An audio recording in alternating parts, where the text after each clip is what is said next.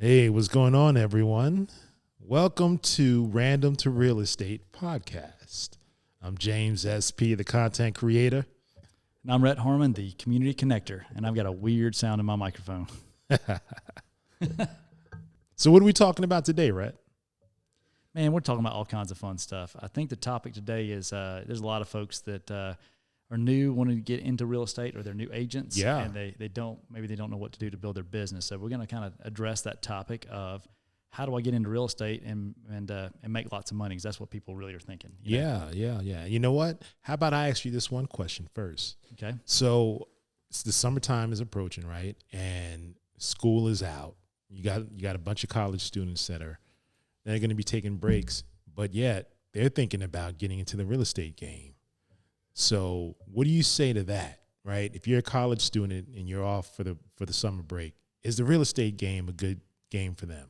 If they're looking at doing it long term, it could be a great time to go to real estate school online. I think that'd be a really good first step, right. And see if they kind of like it. Got to pass that test first. Mm-hmm. It's kind of like anything, Let me ask you this, James. It can be a good question. I want to go out and buy a camera and try to start making videos professional for people over the summer. Right. Does that sound like it'd be a good way to run a business? No way. All right. That's a good one. And that could be for anything. I mean, like anything that you want to do. Look, you can be hobby a lot of stuff. Right. Hobby real estate agent is not really it doesn't really fit the mold there. There are certain circumstances that someone has a license for different reasons, supplemental income, want to do a couple deals a year, whatever it is. But for the most part, you got to really focus on it. Things change so much. There's so much different, just the technology to keep up with, the different platforms. By the time you figure out how to search with one, there's a new update, you got to learn it again. Right. It's not hard. It's just you have to keep up with it. And a lot of legalities and stuff too. You want to make sure you're representing a client properly and make sure you know what you're doing. So, I think it's getting out for summer, thinking they want to have a career in real estate. I think it's a great time to work on their license, maybe do an internship with a real estate company or something. I think that'd be good to learn about it. It's one of those things that you can go into it as a career. A lot of people find it as a second or third career. They tried something else first, and they always wanted to do it. But too often what happens is people think, I got to go and I got a degree, or I got to go get a job. Right. And they get into that job, but what they do too often is they get into debt, and that's not a good thing. You go in there, you had the old worn out car in college. I'm ready to get a new car. Got a new job. I got to get the apartment where all my friends are, and I've got to get new furniture, and I've got to have this and that. And they're living outside of what their means really are, or maybe they're inside their means for what that job is. Yeah. But they realize after a month, 2 months, 3 months, whatever it is, that job's not fulfilling to them. Right. It's just a job. And, they're looking for something more, and they're stuck because I've got all these obligations now, and I can't just eat ramen noodles and, hang out in my apartment if there's not enough money to go around.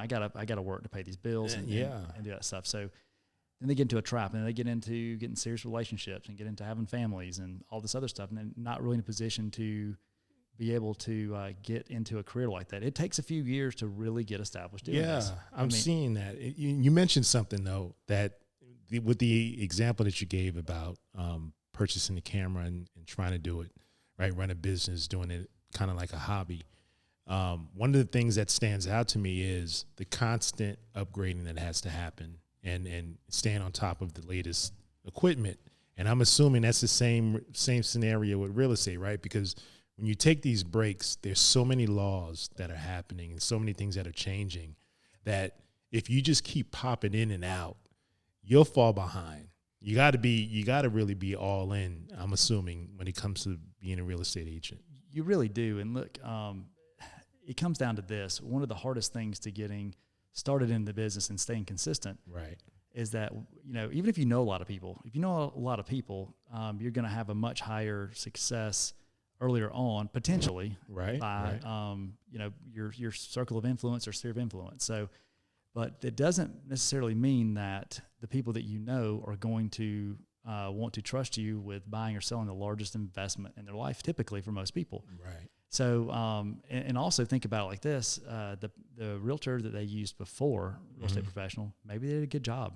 Maybe they don't want to change. Yeah. So a lot of times it's a hard pill to swallow to realize that, man, I know these people, but they bought their house through somebody else, or my family went to someone else other than me. Right.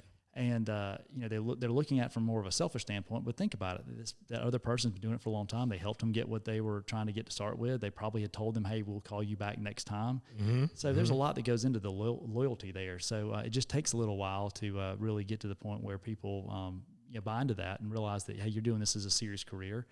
And, you've gotten some sales under your belt and you're ready to move forward and help more people. So that's the part where a lot of people get frustrated or give up on. So you have to kind of know going into it, just because I know somebody doesn't automatically mean that they're going to be my client.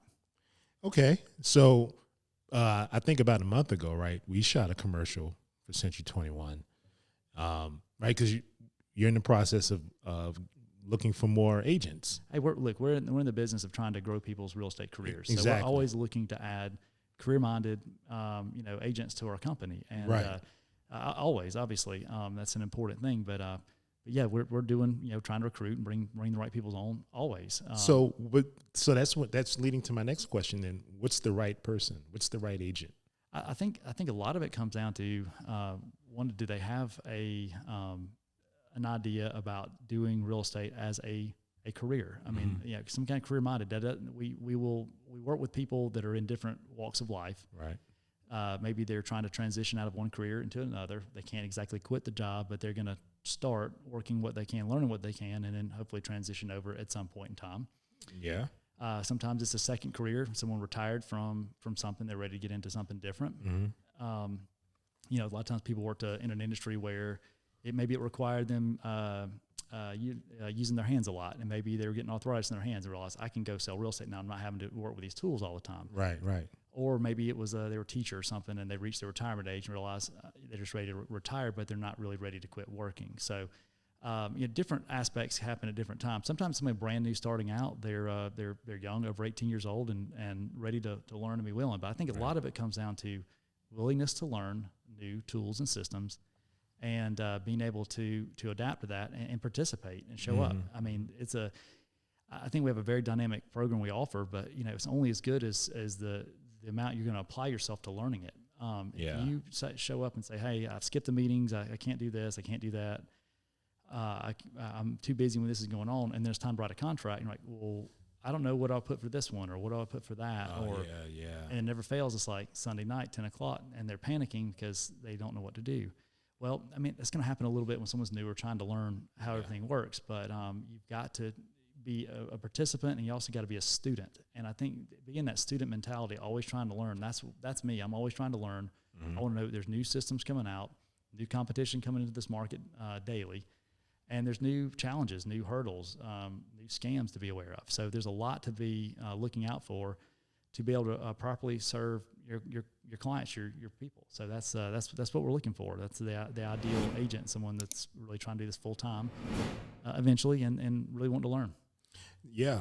So I'm from what I've seen, right, from filming and being able to be in some of the situations or the settings, you've got to be a good time manager as an agent, right? Because that's something that you can easily just, what do you call that? Just let your day drift by, and before you know it. Got to be a self-starter. Yeah. Because, if you just wake up, some people need to have parents tell them to get up out of bed in the morning. They need to have the boss to tell them to, I need you to get this assignment done, then that assignment, then the next. Right. In real estate, you have no bosses, but you have many bosses. Every one of your clients that you hire is a boss. And sometimes you get multiple bosses that are working, within the same transaction, multiple people buying a house together. Right. But if you can't figure out how to make it all work, you won't have clients for a very long time. It's like anything. You can do a really good job for someone, and people may or may not tell others that you did a good job. You do a bad job, and they'll tell everybody. Right. And that's not what we're looking for. Yeah. We're looking for that person that's trying to constantly get better and do a really exceptional job. All right. That's good. What about personality-wise? There's I always recommend people do a personality test before they, come on with us. It's important to understand your own personality type, and you can also learn your strengths and weaknesses. Yeah. By knowing that, and then you're able to be more effective in in sales in general. Right. And this is a sales position. You've got to help, ask people to buy and sell things. That's the kind of part of it. You don't have to come across as a sales pitch, but you have to kind of be able to have your flow with talking to people. So, different personality types are more natural than others. There's all personality types really can be effective, but they have their different strengths and weaknesses. Okay. So just knowing that, and then knowing more about personalities in general, it helps you to, once you know your personality, how to you better communicate with people that have a different personality type, and hopefully not come across as offensive or, trying to sell them in the wrong way when they don't want to be sold. Right. And so one of the things that I've learned from you actually is being a salesperson, right? Do you recommend if a person wants to get into real estate that they should take some type of sales course? I think it helps, but at the end of the day, a lot of it just comes from your, growing up, being involved in different things. A server, someone that serves food in a restaurant. Right. Usually servers make very good real estate agents. They're having to take orders, figure out what people want. What are you looking for? What do you want to order for food? Right. What kind of house do you want?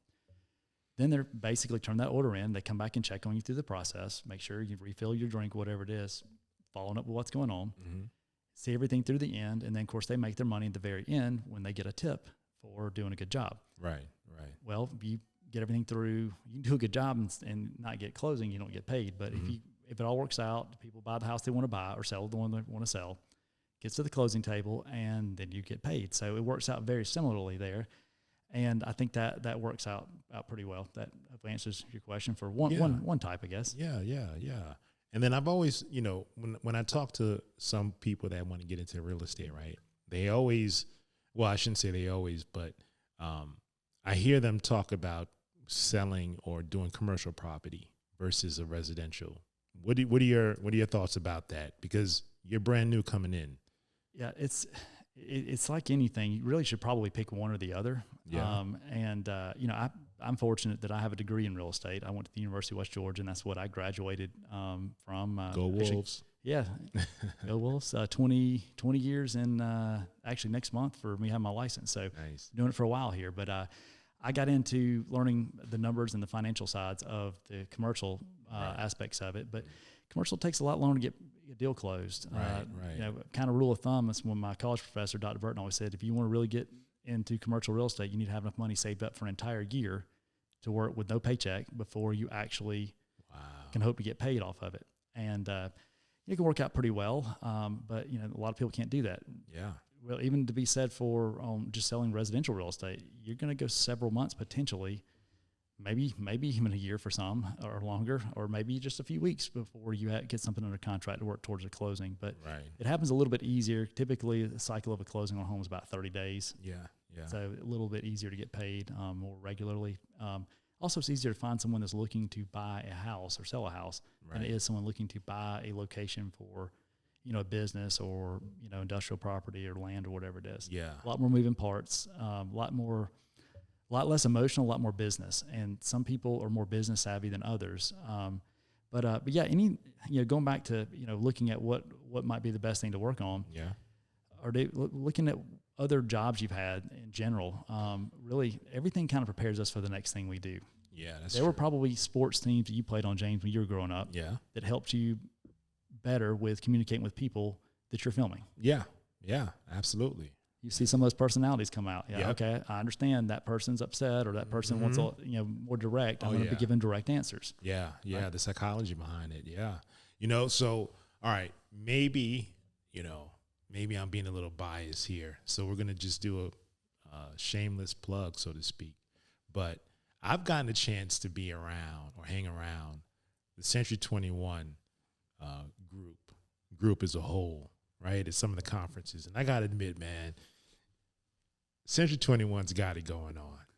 They got it going on. I mean, I love the crowd and a lot of the technology that's being used within Century 21. So James is a client of ours. We hire him every month to do video stuff. So I appreciate that plug. I guess we kind of paid for it. but I was going to ask you, though, seriously, Rhett, an agent wants to come over to Century 21, Novus. What are you going to tell them? versus, you know, because they're going to ask you about other real estate companies, right? What's the selling point? I think people should look at many companies and come find out where they fit in the best. And there's people listening to this podcast in all other areas of the country that are not going to have a license applicable to Georgia and come work with us. Right. Geography, all that good stuff. And there's a lot of great companies that are out there. But I think as a general question, if you're answering it, what do you look for in a company in general? A lot of it has to do with the culture. You know, are you going to fit in there? Are you going to get the questions answered you want? You know, we try to really have a really strong culture of you know, sharing, learning, you know, cheering each other up, keeping everything going high momentum, high energy, but at the same time providing the maximum tools, resources, so that anyone selling real estate can basically make that property or their clients, you know, have the best exposure possible to get them the best possible, you know, outcome, what they're looking for, whether it's helping them buy something or sell something. So that happens at a lot of great companies in a lot of places. A lot of great companies here that do that. Right. You know, every company's a little bit different, and I think it just comes down to that culture. And I'm obviously biased because the place that the reason why we started our brokerage is the place that we wanted to work didn't exist in our market. Right. Right. And the place that we wanted to work, that's Curtis North and I'm my business partner. So Century 21 Novus is kind of the ultimate place that makes sense for me. And I've looked at a lot of different companies and a lot of different offices and a lot of different, you know, independent, different franchises, you name it, across the country, and found, you know, kind of the best of the best that they're doing. I kind of brought all that back together with everything that Century 21 adds to the table. Yeah. And we've kind of made a good little culture out of all that. So yeah, I like it, man. That's the Novus way. The Novus way. That's right. That was our first hashtag that we started off with when we started creating content. Yeah, so some of you guys are kind of tuning into this. You kind of seen, maybe you were watching the video or listening to this. James is a video guy. You've been to some of the National Association of Realtor stuff. You've been to some of the Century 21 events and different ones. So, you know, it's a lot of fun. We got together doing the video stuff of the local community. We still do this. So the consistency of everything kind of tells a lot about the culture of our company too. It does. 6 years, y'all. One day a month, we get to spend the whole day together. Yeah. Having people on camera.